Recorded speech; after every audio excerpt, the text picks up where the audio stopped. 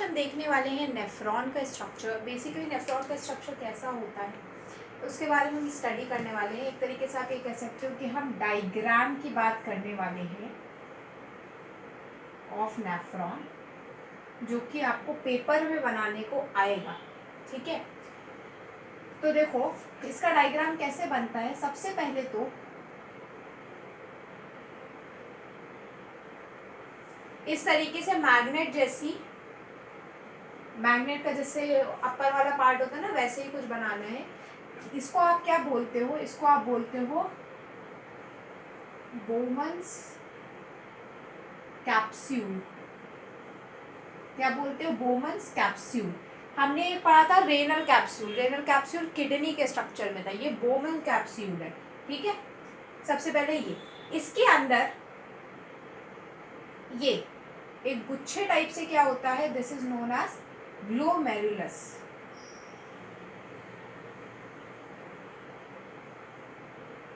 Glomerulus इसको बोलते हैं।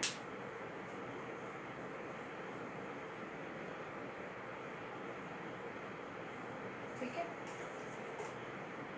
यहां से ये आगे थोड़ा सा जाएगा और इस तरीके से स्नेक शेप का ये स्ट्रक्चर होता है। This is known as PCT. PCT short form में प्रॉक्सिमल, लिख भी देती हूँ, प्रॉक्सिमल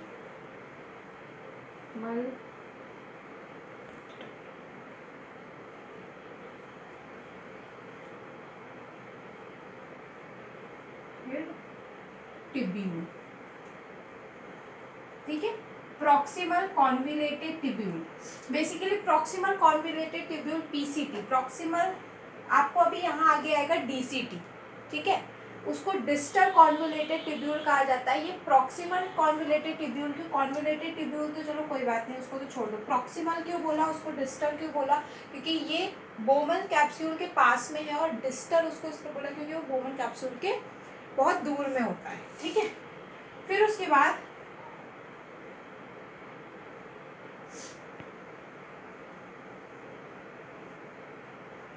यहाँ पे आती है डिसेंडिंग लिम्फ। इसको बोलते हैं डिसेंडिंग लिम्फ। इसे बोलते हैं डिसेंडिंग लिम्फ। फिर उसके बाद ये जो पार्ट होता है, ये जो पार्ट होता है that is known as loop of Henle.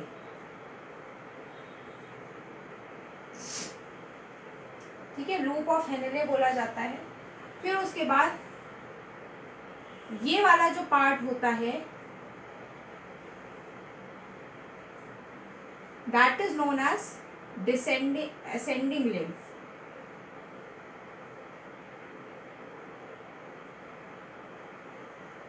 ठीक है, फिर यहां से ही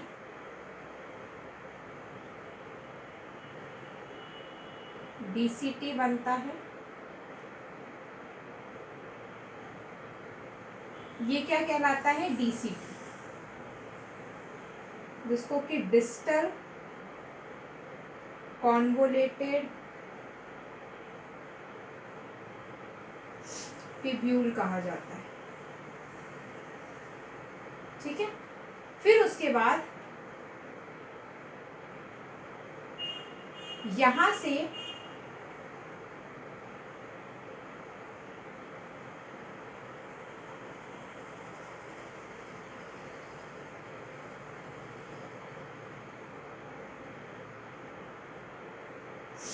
ये एक जाता है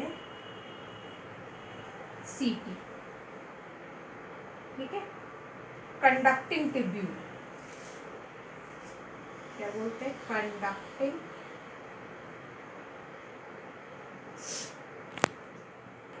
कलेक्टिंग टिब्यूल है। सॉरी, कंडक्टिंग मैंने बोल दिया था, लिख भी वही दिया था। ठीक है, कलेक्टिंग टिब्यूल होगा सीटी। अब यहाँ पे फिर से एक बार देखते हैं, ये बोमन कैप्सूल है और ये ग्लोमेरुलस है। इन दोनों को मिला करके मैल्फिगन बॉडी कहा जाता है।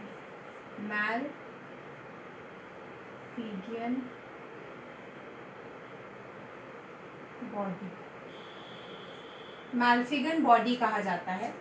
फिर ये ग्लोमेरुलस, फिर बोमन कैप्सूल, यहाँ पे ये डीसीटी, फिर उसके बाद ये डिसेंडिंग लिम्फ, ये असेंडिंग लिम्फ, ये लूप ऑफ हेनेले, फिर उसके बाद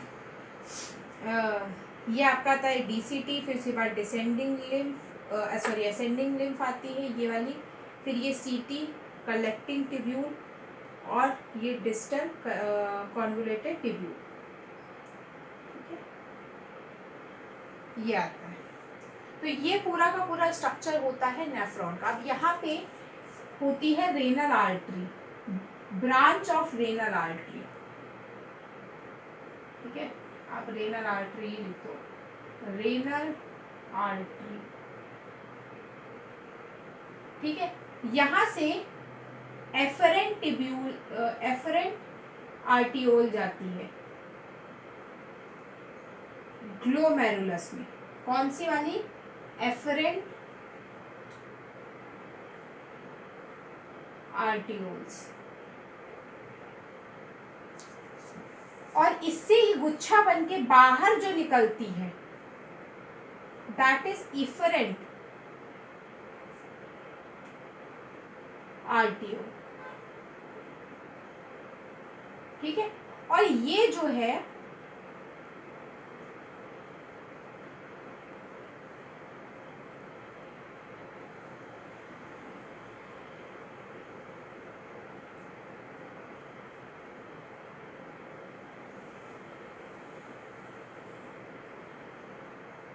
ये कुछ इस तरीके से इसके अराउंड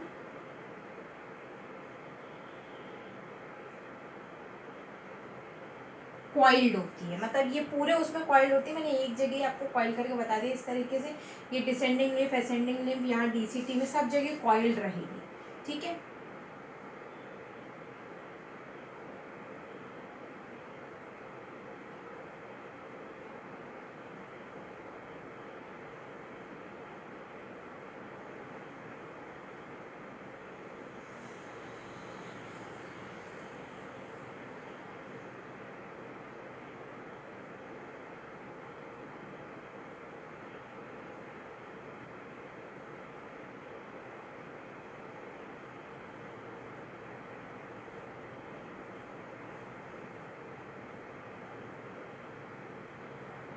ठीक है, इस तरीके से कॉइल्ड रहेगा पूरे उसमें।